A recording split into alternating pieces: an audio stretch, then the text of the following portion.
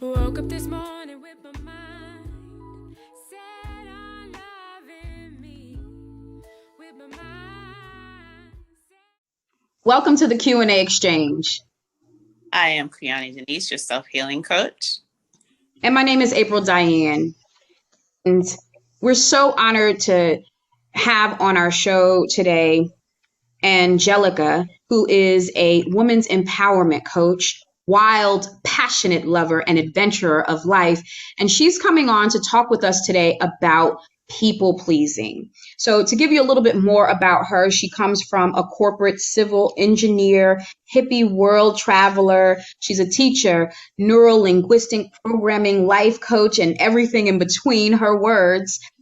She is constantly exploring the yummy flavors of this life and what it means to feel fully alive and fulfilled.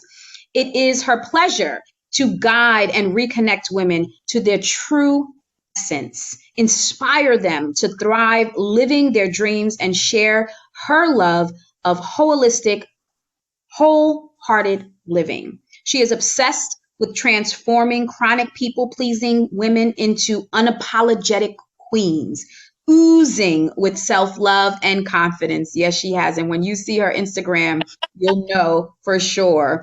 Angelica embodies endless reinvention and coming home deeper and deeper into one's self. I love that so much. Angelica believes that everyone benefits from a woman overflowing with love. And that's how we change the world. Before we bring her on, though, I want to share with you the inspiration that actually caused us to reach out to this beautiful woman. Okay, so we're going to take a look at her Instagram over here. Okay. And as you can see, it's Angelica Tova. Angelica Tova. And that is ANJELICA And it says, and I quote, "Are you the woman that listens to everyone else's problems, but no one listens to yours?"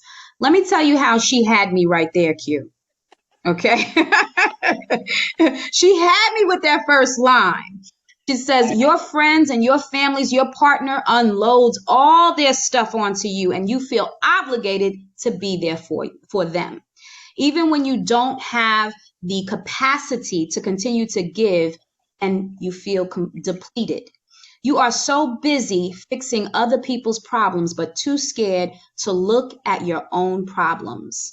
And people don't truly know what's going on with you. Wow. That right there. Huh. Ain't that something? Uh-oh. Let's bring it back. Oh, stop the share. Wow. I mean, the first line. So welcome, everyone. Welcome, Q&A Exchange. Welcome, Angelica Tova, to the show. Thank you, thank you, thank you. Oh, I'm so excited to see what unfolds out of our conversation and this connection. And honestly, it's such a pleasure. Like, I just find the internet, like you found me on Instagram, and it's just amazing how we can make these connections, and just by fully expressing ourselves, and other people resonate with our truth and our message. And now I'm here and I'm meeting you two queens, and she's in New Zealand, y'all. She's in New Zealand. So it's really powerful. The internet is powerful. So see, folks, the internet can be used for good. Social media can be used for good. It's up to how you choose to use it. Yeah. So think on that. Think on that. So that what inspired that post within you, Angelica? And am I saying your name right? Yeah, you are beautiful. Okay. Good. So what inspired that post? Well, I know that as part of my work, I need to market myself, right? So I do write these posts to inspire, but also to let women know, like, this is who I used to be. That's who I used to be. That's what inspired that post. That woman, every single thing. All my posts is like everything that I used to be. And it was so frustrating.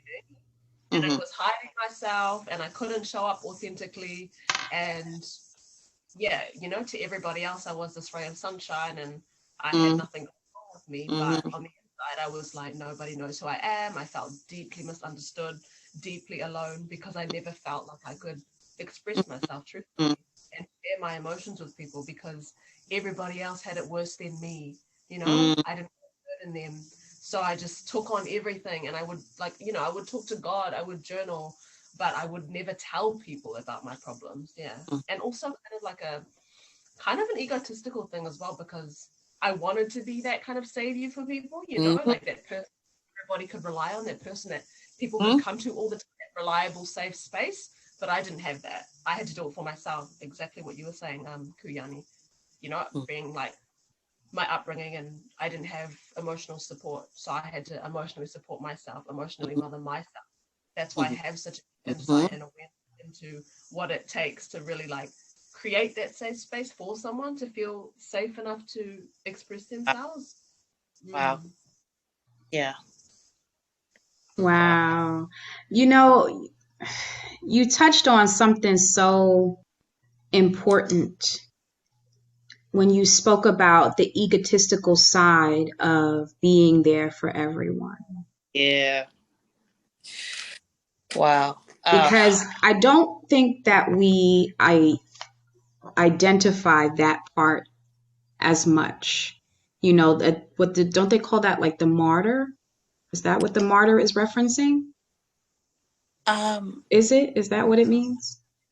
Harder thing for me, because I definitely did that. I definitely, when I was that person, because I was also that person that was there for everyone and no one was there for me. I found my value in being there for people because there was no value anywhere else in my life. If I wasn't my kid's mother and my ex-husband's wife and my women's groups, pastors, whatever, I guess to call me. I was the first lady. I wasn't the pastor, but the leader of my women's group. If I wasn't the head of the PTA, then I was nothing. So for me, it was, and it puffed me up. It made me feel self-important that all these people needed me, believe that I had anything else. So, and maybe it's not the same for everyone, but I I adopted at some point martyr syndrome because I didn't think I was ever going to be anything more than those things. So it was like this, I'm just going to die here anyway. So let me sacrifice myself for everyone. So from me and from other conversations that I've had with people, it was that this is where they found their value. And so it made them feel important to be this. It did. It stroked their ego because otherwise they felt rejected and esteem and not validated. But these being this person to all these people made them feel validated. So Yeah, well, what you identified is purpose, right? We all need to have purpose. And so sometimes it's not necessarily a bad place to start, right? There's different degrees of self-care mastery, right? And so though I think that there's value in that too. But as I looked up the definition of a martyr by definition, it says a person who voluntarily suffers death as the penalty of witnessing to and refusing to renounce a particular religion. mm-hmm, mm-hmm. A person who sacrifices something of great value and especially life itself for the sake of a principle. Mm. Mm. And so the principle is creating self-value. Mm-hmm. Yeah, in others, and creating that self-value in others, something that you didn't have yourself, giving that to some, and that's a common thing, right, Angelica, yeah, for us to do, to try to give other people what we didn't have, to help, because Yeah. sometimes it's nice to live vicariously through someone else's experience. Yeah. But at some point it becomes harmful, right? What point does it become harmful, Angelica, when we do that? It becomes harmful when you neglect yourself, when it's just out of balance, you know, because, you know, there is a point where I feel like there is a healthy balance of being able to serve people, but still being full yourself, you know, and still taking care of yourself and taking care of other people. Whereas, like, where I was coming from, and I feel like possibly you too as well, is that I was just giving everything, you know, like it doesn't matter how I was feeling, like everyone was number one priority, you know, everyone was before me. And so it becomes unhealthy when when you do start feeling drained after, you know, like even just energetically, you can feel your energy, you know, if you're giving too much and you're feeling so empty and so drained, well, obviously there's not like a proper exchange there. There's like an unhealthy balance for me. So yeah, and it just got so bad that I was like, that's when I just like was like, oh, you know, I just kind of cut people off, and I was traveling as well, so it helped me because I could be away from the old people, and my excuse was kind of traveling, but I got to break those bonds. I got to break like the old me, and how the old me felt like she had to show up for everyone, you know? Wow. So what happened? Like, what was there a turning point for you that clicked and was like, something's not working? Yeah, for sure, because I was a big party girl when I was like 18 to 23, and I was known as Girl, the you party still girl look because 23.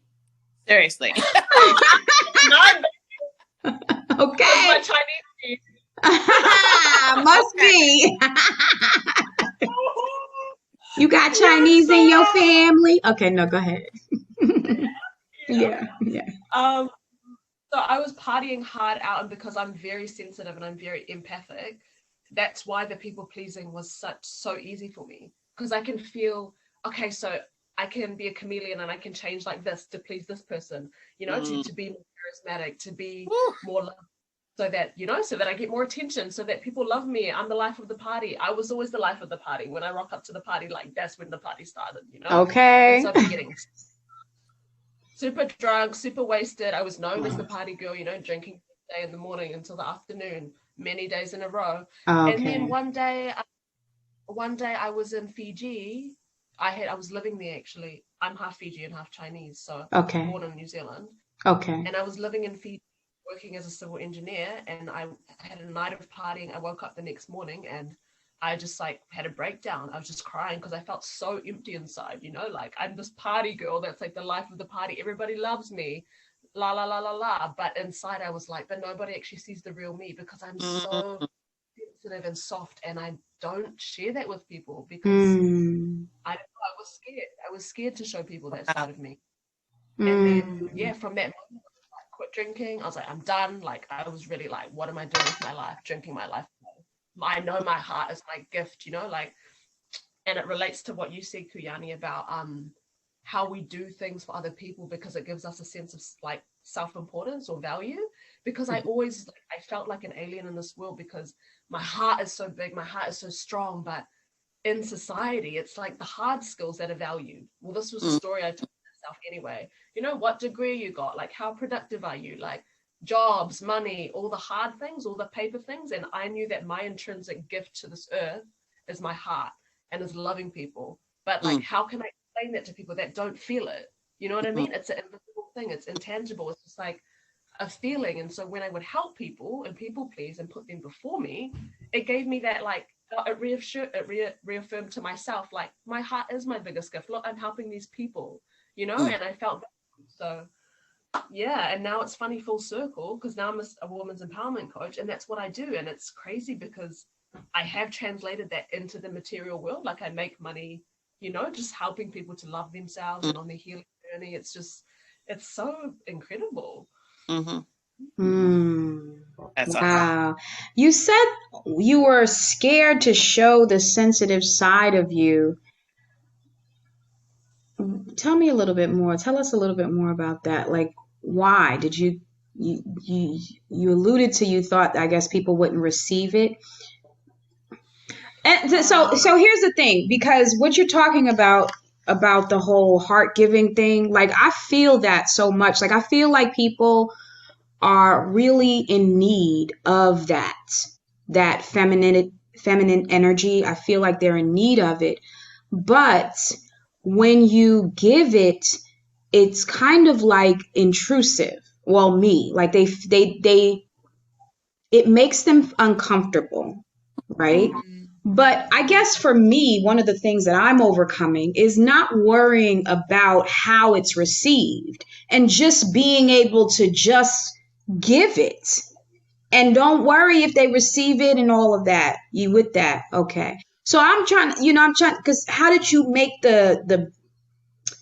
cross over the bridge from being scared to show that to being like, you know what? This what y'all need, this what y'all gonna get. How did you make that leap? Okay, well, I just a little bit of a backstory, because you initially asked me this was like, why were you scared to show yourself, right? Like, why did that even start?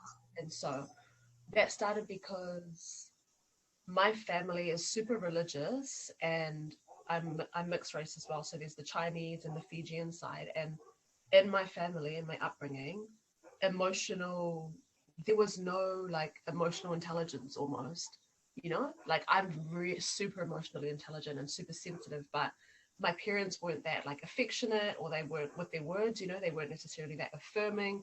So I never got like that much affection or that much validation.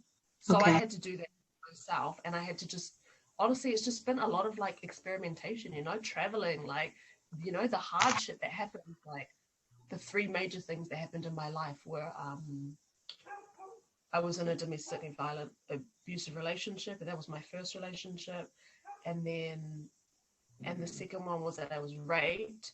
And then the third one was that I had an abortion. And so these three things just like softened me more than anything, and just really, I don't know, like, and then I've also experimented with, a lot of like psychedelic drugs, and like, I'm just very like, I love to explore, and I'm super, super curious and just always open and learning. And so more than anything, like having all these experiences, just, it showed me how I want to be, and how I don't want to be, and just more and more become more in touch with my power and my ability to consciously create who I am.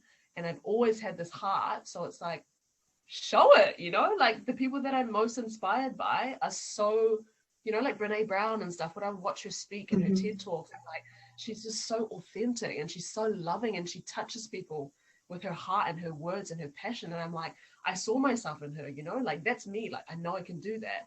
And then so it's just a disservice. Like, when I know this potential in me and I'm not going to share it, this gift is not just for me, like I want to share that. I want to like open people. I want to soften people, because once I was also closed, and like, but I had that heart, but I was so closed. And it's just, once again, it's suffering that drives me, it drives me. Yeah. Wow. So would you say that you were like, you like had reached emotional rock bottom? Like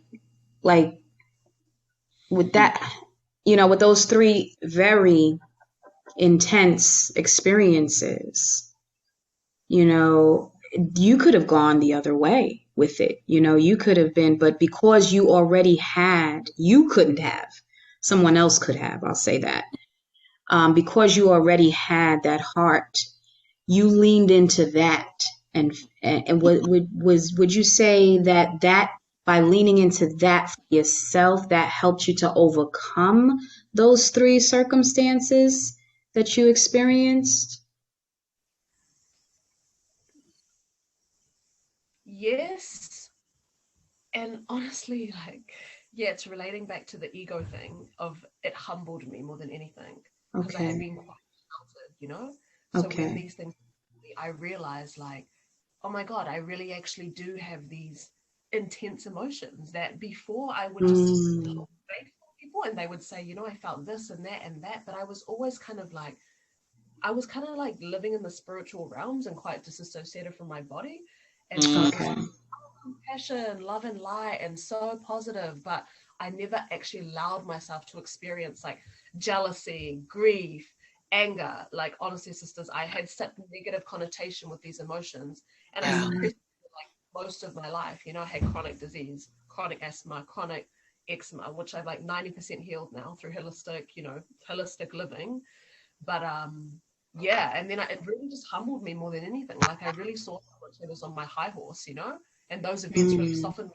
I'm human, like, I'm going through everything else that everybody else is going through. I need to be transparent and actually show that, because I would judge myself before for feeling those things, because I had to be the the positive one. Oh, I get it. Mm. I get it. I Mm. get it. So yeah. So you had picked up that from your background of, not necessary. There was no place for you to put the feelings. So then you buried them. And then those painful experiences that you had caused you to need to reconnect with them. Yeah, exactly. Mm. That's And that's yeah. It goes yeah. back to, yeah, Metcon. Everything is here to help you. everything is here to help you. Matt Kahn is one of our favorite authors. I don't know if you're familiar with him, Angelica. Matt Kahn, you are familiar. And so that particular experience, so it you called out not necessarily a type of pain, but something in your spirit called out for you to move on and cross the bridge into being able to live more authentically from your heart space, that sensitive, empathic side of you within balance. Was that transition easy? No, like I'm I cry a lot, and I like let go of so many old things like on the daily. I have so many breakdowns and so many breakthroughs even now. And at the moment I'm pregnant, and so it's Yeah. just even more like Congratulations. thank you. Baby. I'm seeing all the old patterns come up. Like I used to be super anxious and things, and like I'm just seeing the old patterns coming up. And because I'm a mother now and I'm ready to like embody this mother that I wish I had, and I already am, but more and more and more through my pregnancy, it's just like grieving all the old parts that ain't gonna serve my baby like to the fullest. Like this baby's gonna be the most loved being on earth, and just he'll have his challenges, but I just have 100% confidence in my power, and like I know that the way that I show up is going to directly influence him, and I want him to look up to me. So I'm doing the work. Like it's not just for him, it's for humanity, right? Because we're permission slips, sisters. The more that we step into our power, the more that we are real and authentic, and like open up the spaces to be able to talk about things that there's so much shame around, then the more that ourselves and we free our sisters, especially because people feel more comfortable to speak about all the bullshit and just to be real, and like we all going through the same thing. Let's just be real, let's talk about it, let's heal, let's learn, let's keep evolving. Yeah. This is so amazing. Just because it's almost like looking in a mirror, and it's amazing, the validation and the confirmation that is coming from this conversation. I was doing a video this morning that I did post, talking about embracing undiagnosed ADD/ADHD, and not looking at it as a deficit or a disability or a disorder as it's called, but as something different, and probably directly related to the traumas that people have survived. Not everyone, but that people have survived. Some people are just born a certain way, and some people may develop certain things. My son acquired asthma as a result of living in a very dusty place, and he outgrew it. He wasn't born with it. So sometimes we are born a certain way, and sometimes we acquire things. I don't know if I was born that way or if I acquired it, but just recognizing that. And then I shifted in the video to talking about driving into the sun, because since I live in Virginia. I've been here for almost 7 years. And when I would leave to go to work in the morning, it was always at a time where the sun was bam right there, and it was here, and everybody was driving into it. But I felt like I was alone, because I was not only new to Virginia and new to driving every day, but also a new driver. I didn't get my license until I was 42. I was 45 when I moved to Virginia. So I'm thinking I'm the only person on the road who is terrified that I'm going to crash because I can't see. And that is how many of us view life. When we are in whatever we're in that is kicking our butts, we think it's just us. We think there's nobody in the world that could possibly understand what we're going through. I'm going to die here, and no one's ever going to know what it was like for me. But everyone on the road with me was driving the same place that I was driving, experiencing the same difficulty with their visuals that I was. And so I eventually, when I was talking about it this morning, I'm on video in the car talking about how I'm driving into the sun. 5 years ago, I wouldn't have been doing that. 5 years ago, I'd have been like, so you talking about how you moved yourself through life. And the part that stands out the most for me is that you've become the mother you wish you had. And I've said that to myself on numerous occasions before I even actually believed it. But I recognized that I knew that I wanted my children to be loved and know that they were loved and that their lives were evident, that people could look at them and tell somebody cared about them. And I've done that. And to be able to say, and April and I talk about this all the time, she just said it, to be able to say, good job, you know, not need someone else to validate you. Like I needed the people that I was helping to be a sort of a validation for me, or someone to say to me or show me that affection, to give that affection to yourself and to recognize your growth and your achievements is phenomenal. And I'm just listening to you and I'm just like, yes, like whoever is under your care right now has got to be growing by leaps and bounds if they choose to, because these jewels they're too precious to possibly fall someplace where they're not going to be properly utilized. I'm just over here gushing like a child right now, so excuse me, I'm gonna shut up. And y'all. No, that was so spot on. We're all going through, and I think that it's very, sometimes that's a part of manipulation. When you're in spaces and people are acting as if they don't feel, it could be a part of manipulation, but it also could be a part of how they're coping, right? Many people, they repress. Our elders, when I think about my parents, how they navigated, we don't know what we would have done if we were in their positions, right? On that part of the journey. Sometimes, people do the best they can to just push through the day. I remember my mom always saying, I'm just trying to make it through today. And I didn't understand that before, but I do understand that now. And as you continue to do your work, you start to find more compassion for people who came before you, because this journey is challenging and it's never the same for any of us. So we don't know how we would have navigated, so I think it's really wonderful that when we come and we can connect with others and we make a choice, right? Because it's our choice. We make a choice to find another way. Not necessarily with judgment about the past, because the past served us in some way. It did. And that's what we're learning. It definitely did.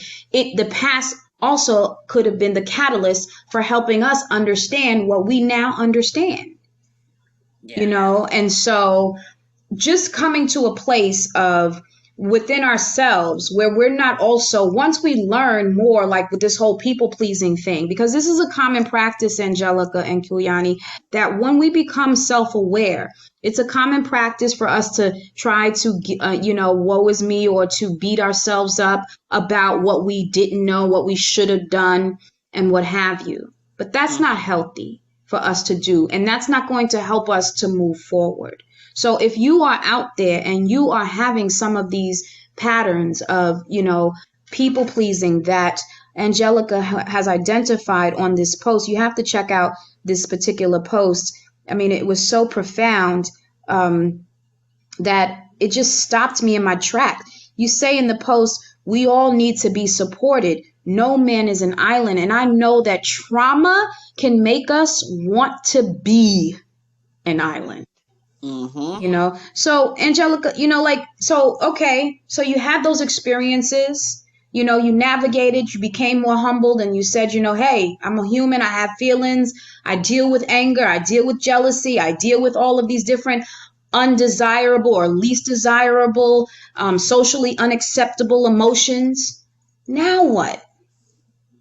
Now what? What did you do from there? Like your first Instagram post, like what happened from that moment of realization, self-realization to I'm going to use this. Now that I've gotten myself healed and I've gotten myself in balance,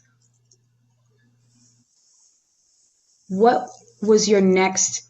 How did you go from it being an imbalance to it being it's not something only that you practice, but now something that you can continuously share without harming yourself?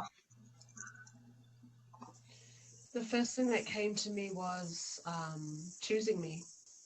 Mm. I decided, actually, I'm going to choose me instead of choosing all these other people, wanting these other people to choose me, wanting to be like wanting to please these other people. I'm going to please myself. So it really was just making the decision that I'm going to prioritize myself from now on. And so I'm quite an extreme person. So I went like, I usually go full 180. Like I went from people pleasing everyone to just like nobody talk to me, like all the energy is coming into me and time. You know what I mean? Like I go quite like extremes like that. And then so now I found the balance. And it's because I mean, I know my mission. I know what I'm here to do on this earth. And it's always been in me. Like I always wanted to help people. I always wanted to serve humanity on a big scale. So yeah, all these experiences have just given me more depth as a human, and I'm that much more relatable to people because I've actually been through hardships. Whereas I remember thinking, in high school and stuff, when these like little groups come around and they do their presentations, like talking about like depression and teen things that teens are dealing with, and I was always really inspired. I was like, I would love to do that, to talk in schools when I was in school. But then I thought, but I haven't been anything. Like I was really sheltered, and people would always be telling me their problems, their relationship problems, everything, even when I hadn't even been in a relationship. Talking to older people, older people Yeah. asking me for advice. We know. Yeah, like old wise souls, right? Yeah. So, but I haven't been through anything. And I remember like in my mind, I was like, oh, but I can't do it because I haven't been through anything. And then the universe was like, bang, bang, bang. And I went through all these hardships. And I'm so glad. I'm so glad because I can't teach what I don't know. Like I've been through it, sister. Like if I can get through it, you can get through it, So really like, I'm just all about embodiment, I'm not going to teach something that I don't practice. I love that so much, and I think it's a common progression, what you just described. Going from, overdoing for others until you get your point of self-realization comes in, you become aware that this is not working for me, then to go into self-preservation mode. I think that's a normal progression. And then from there, I'm not being selfish, I'm being self-full, and from self-full, I can be helpful. Right? So I think that's, yeah, exactly. I think that's a perfect way to describe it.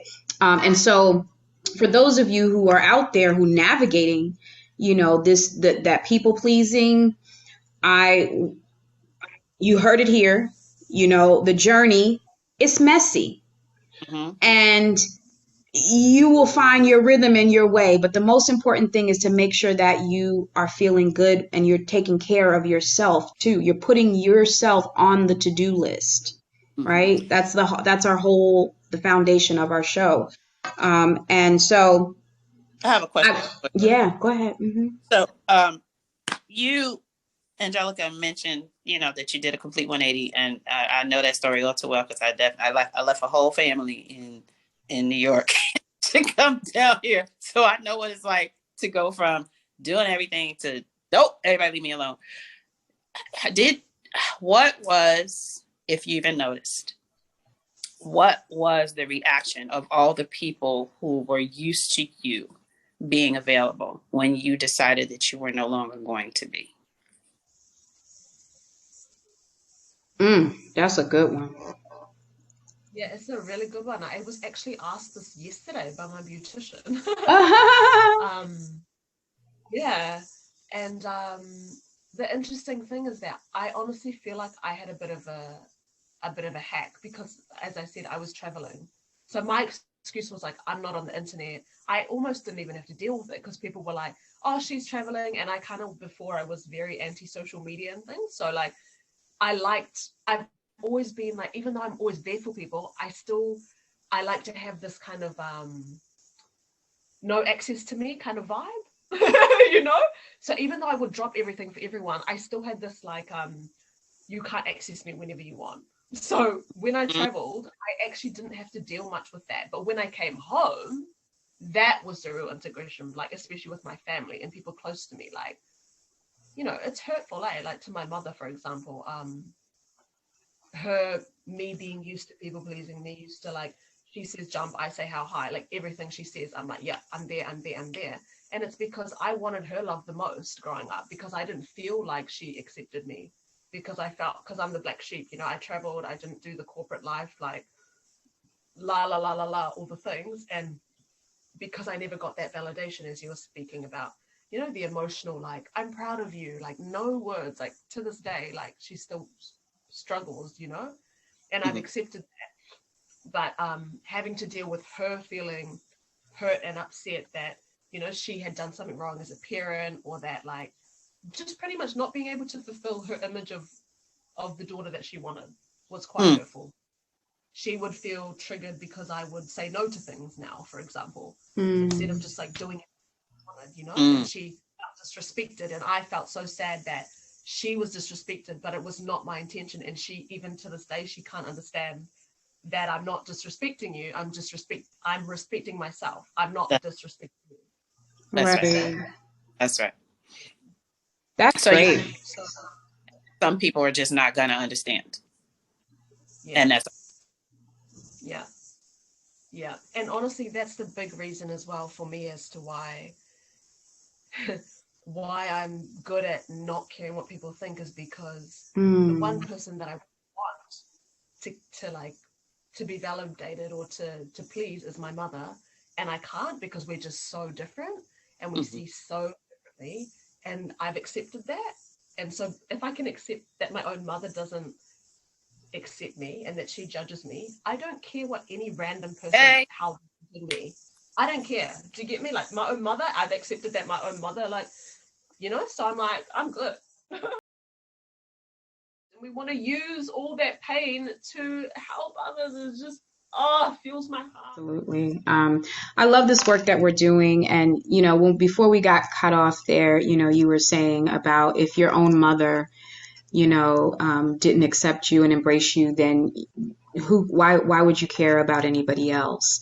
And it's just like, whatever your conviction is, whatever you need, whatever energy that comes up that you can use to help yourself, pull yourself up, that is your individual journey. And I think that that's really important for us to highlight here, because none of our journeys are the same. There may be some similarities, plenty of similarities, but how we navigate can be different, and that is okay, you know?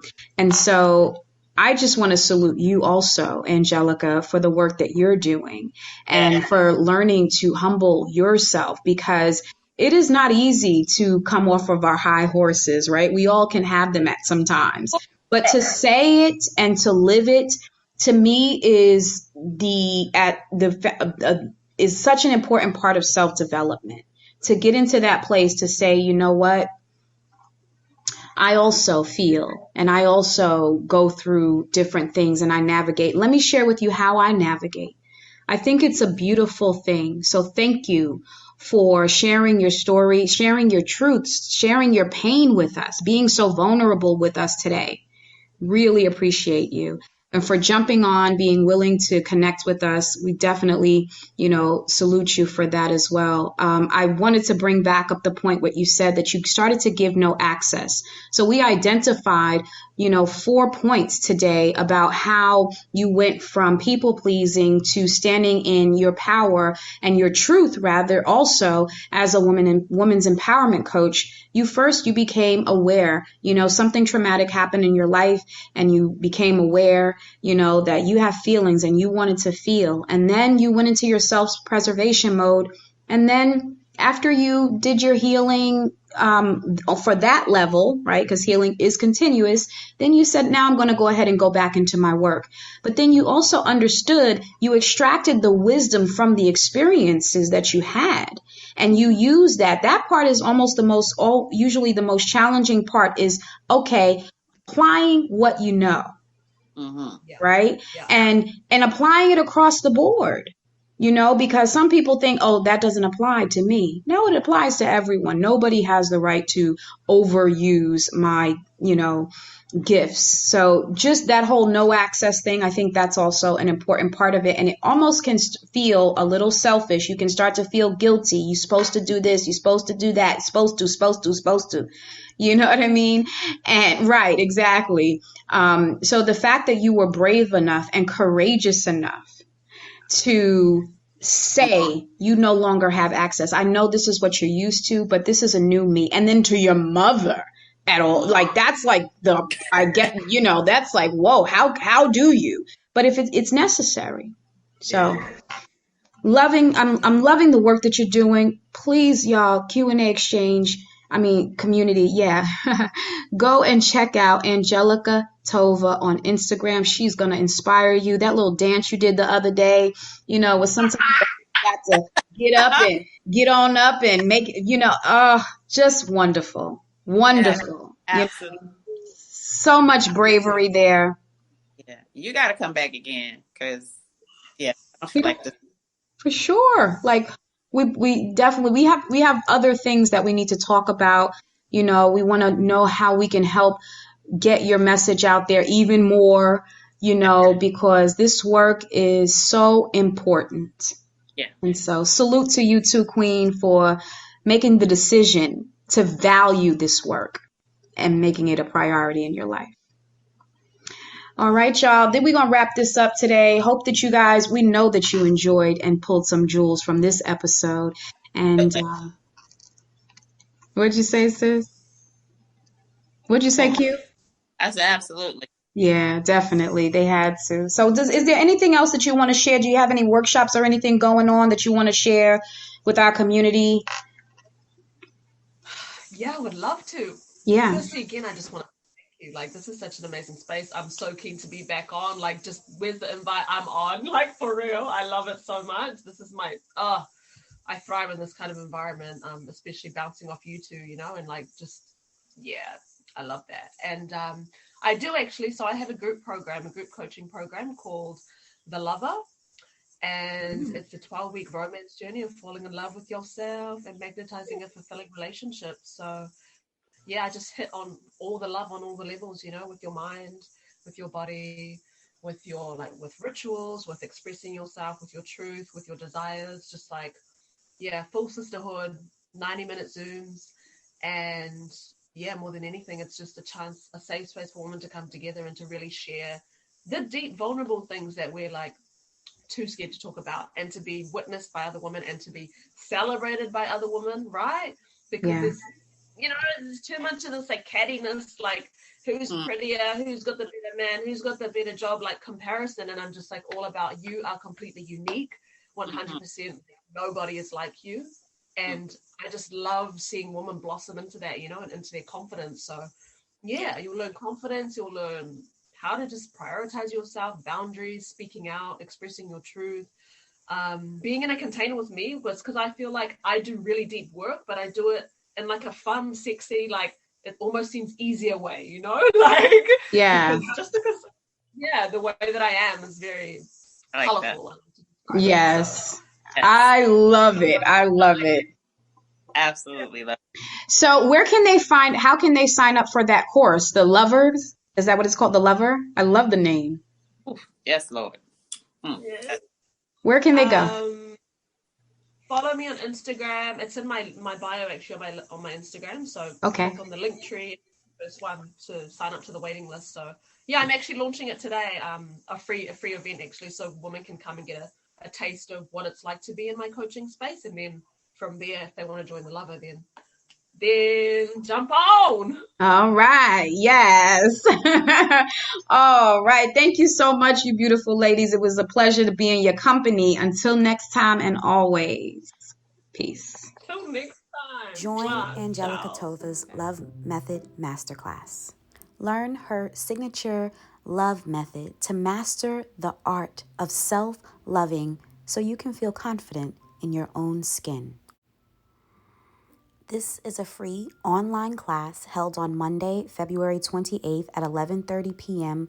to 1 a.m. Central Standard Time, and Tuesday, March 1st, 6:30 to 8 p.m. NZT time. For more details, visit Angelica Tova on Instagram and find the link to the event in her bio. If you're looking to purchase sea moss in its various forms, visit One Peaceful Yogi on Instagram, and you can learn more about the benefits of sea moss on her Instagram page as well.